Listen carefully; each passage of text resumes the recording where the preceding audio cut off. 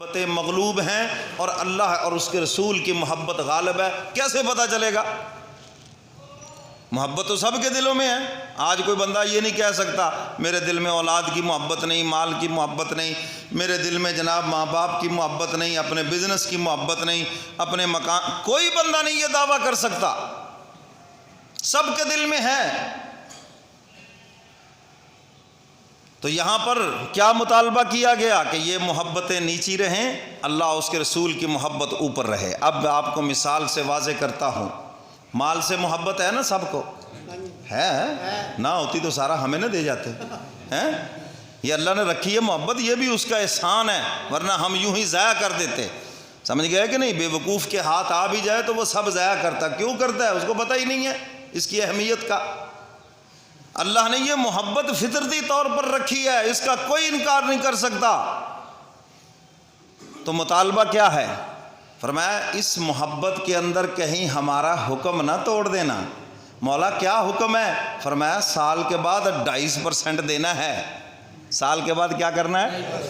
زکوٰۃ دینی ہے۔ سال کے بعد ایک بندے کے پاس مال ہے، سال کے بعد وہ زکوٰۃ بھی دیتا ہے، قربانی کا موقع آتا ہے قربانی بھی کرتا ہے، ہیں جی، اگر اس کی فصل ہے وہ عشر بھی دیتا ہے، اور غرباء پہ جتنی ہمت ہے خرچ بھی کرتا ہے، رشتہ داروں پہ خرچ بھی کرتا ہے۔ کہا جائے گا کہ مال کی محبت تھوڑی ہے، اللہ اس کے رسول کی محبت زیادہ ہے۔ مسئلہ سمجھ آ گیا؟ یہ ہے مطلوب، یہ نہیں ہے کہ جو ہے سارا ضائع کر دو، نہیں، مال رکھو اپنے پاس، لیکن جب اللہ کا حکم آ جائے پھر مال کی محبت کہیں اللہ کا حکم پورا کرنے سے تمہیں روک نہ دے۔ کتنے لوگ ہیں جن کے پاس مال و دولت ہے، زکوٰۃ کی توفیق نہیں؟ کتنے ذمہ دار ہیں لیکن عشر کی توفیق نہیں، ڈنڈیاں مارتے پھرتے ہیں، مولوی جی خرچے کٹ کے دینا ہے، یہ ہمیں ہی دینا ہے۔ یہ تمہاری اندر کی چوریاں بتا رہی ہیں۔ راہ خدا میں دینا ہے تو دل و جان سے خوش ہو کے دو کہ مولا نے تو بے حساب دیا ہے اور مجھے تو حساب سے مانگا ہے اپنے رستے میں، اور تمہیں بے حساب دیا۔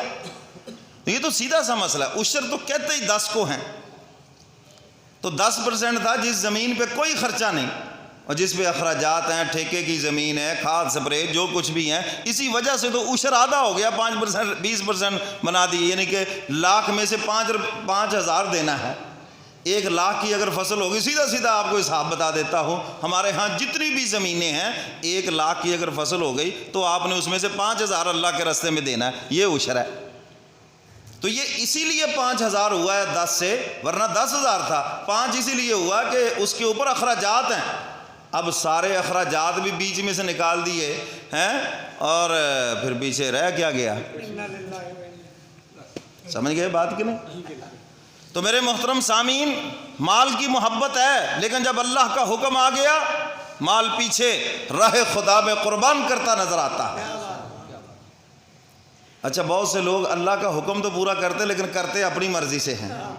نہیں، اپنی مرضی سے نہیں کرنا، حضور کے طریقے پہ کرنا ہے۔ کیسے کرنا ہے؟ ایک صاحب سے میں نے کہا زکوٰۃ نہیں دیتے، کہنا جی سارا دن دینا تو رہنا فقیرانو جی، سارا دن میں دیتا رہتا ہوں، جو بھی آتا ہے 10 20 50 وہ تو میری زکوٰۃ سے کہیں اوپر چلا جاتا ہے۔ میں نے کہا یہ اس کا حکم نہیں، یہ اپنی مرضی ہے۔ یہ کیا ہے؟ اچھا اس کو ایک اور سادہ سی مثال سے سمجھاتا ہوں، حج پہ اللہ سب کو لے جائے۔ ایک صاحب سے میں نے پوچھا جی کینکریاں مار رہے ہو؟ شیطان کو کینکریاں مارنا یہ حج کا حصہ ہے؟ کہتا جی کینکریاں تو نہیں مار کے، البتہ شیطان دی ماں بہن ایک کر آیا میں، گالیاں دے دی ہیں اس کو۔ گالیاں دینے کا آپ کو کس نے کہا؟ کو تو کینکریاں مارنے کا کہا ہے۔ یعنی اپنی مرضی سے، بھی ٹھیک ہے اللہ نے کہہ دیا تو اپنی مرضی سے نہیں، اپنی مرضی سے نہیں، حضور کے طریقے سے جب کریں گے تو پھر وہ قبول ہوگا۔ حکم اللہ کا ہو، طریقہ نبی کا ہو، پھر وہ عمل خدا کے دربار میں قبول ہی قبول ہے۔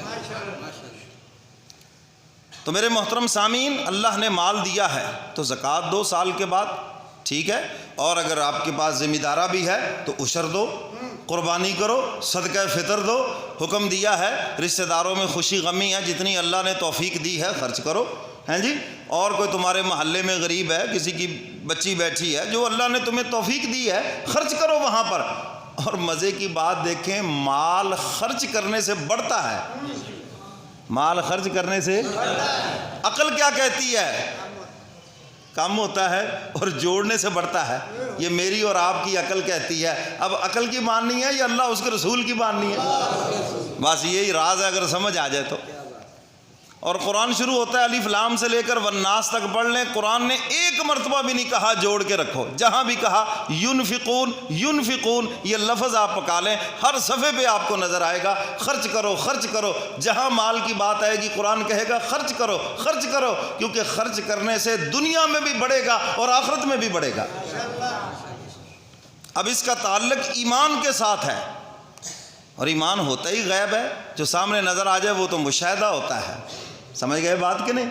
تو میرے محترم سامعین، یہ مال کے حوالے سے آپ کو مثال سے سمجھا، اولاد کے حوالے سے بھی سمجھا دیتا ہوں. حدیث مبارکہ میں ہے حضور علیہ الصلاۃ والسلام نے ارشاد فرمایا قیامت کے دن بہت سارے لوگ اپنے بیوی بچوں کی وجہ سے جہنم میں جائیں گے. خود دیندار تھے، نیک تھے، لیکن بیوی بچوں نے آ کر ان کو مجبور کر دیا رشوت لینے کے اوپر، مجبور کر دیا سودی کاروبار کے اوپر، مجبور کر دیا ان کو ملاوٹ کے اوپر، مجبور کر دیا ان کی محبت نے غلط کام کے اوپر. فرمایا خود بھی جہنم میں جائے گا، ان کو بھی جہنم میں لے جائے گا. اپنی ذات میں نیک تھے، وہ یہ کرنا نہیں چاہتے تھے.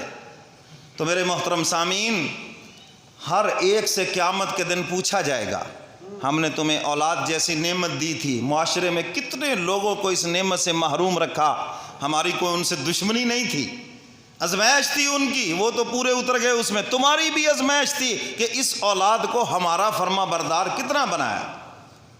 پوچھا جائے گا سب سے.